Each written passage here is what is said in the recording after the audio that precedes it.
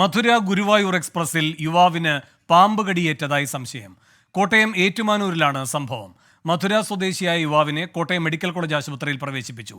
Toby Johnson കോട്ടയത്ത് നിന്ന് കൂടുതൽ വിവരങ്ങളുമായി ചേരുന്നു. ടോബി, എന്താണ് റെയിൽവേ അധികൃതർ പറയുന്നത്?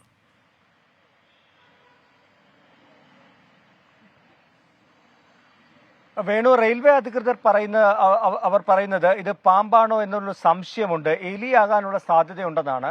എന്തായാലും ഈ മധുര ഗുരുവായൂർ എക്സ്പ്രസിന്റെ 7-ാം നമ്പർ ബോഗി സീൽ ചെയ്ത് ആ ബോഗിയിൽ പരിശോധന നടത്തി സീൽ ചെയ്ത് ട്രെയിൻ ഇപ്പോൾ യാത്ര തുടങ്ങിയിട്ടുണ്ട്. ആ ബോഗിയിൽ നിന്നും ആളുകളെല്ലാം മാറ്റുകയും ചെയ്തു.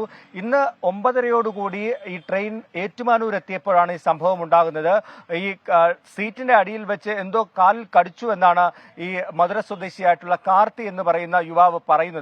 അത് പാമ്പാണോ എന്ന് സംശയമുണ്ട് എന്നാണ് അദ്ദേഹം പറയുന്നത്. കാരണം കൂടെയുള്ള ഒരു സ്ത്രീ അത് പാമ്പിനെ കണ്ടു എന്ന് പറയുന്നുണ്ട്. ഈ ഒരു സാഹചര്യത്തിലാണ് ഉടൻ തന്നെ ഏറ്റുമാനൂരിലേക്ക് സ്റ്റേഷനിലേക്ക് ആംബുലൻസ് വിളിച്ചു വരുത്തി യുവാവിനെ അവിടെ നിന്നും കോട്ടയം മെഡിക്കൽ കോളേജിലേക്ക് മാറ്റിയത്. ഇപ്പോൾ കോട്ടയം മെഡിക്കൽ കോളേജിൽ ചികിത്സയിലിരിക്കുകയാണ് യുവാവ്.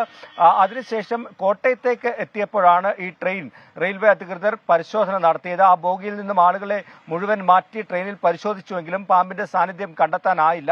അതുകൊണ്ട് തന്നെയാണ് ഇത് എലിയാകാനുള്ള ഒരു സംശയമാണോ എന്ന് റെയിൽവേ നമ്മളോട് സംശയം പ്രകടിപ്പിച്ചത്. എന്തായാലും പരിശോധന നടക്കുകയാണ് കോട്ടയം മെഡിക്കൽ കോളേജിൽ. അതിനുശേഷം ഒരു സ്ഥിരീകരണം, ഇത് പാമ്പാണോ എന്നുള്ള കാര്യത്തിൽ ഒരു സ്ഥിരീകരണം വരികയുള്ളൂ.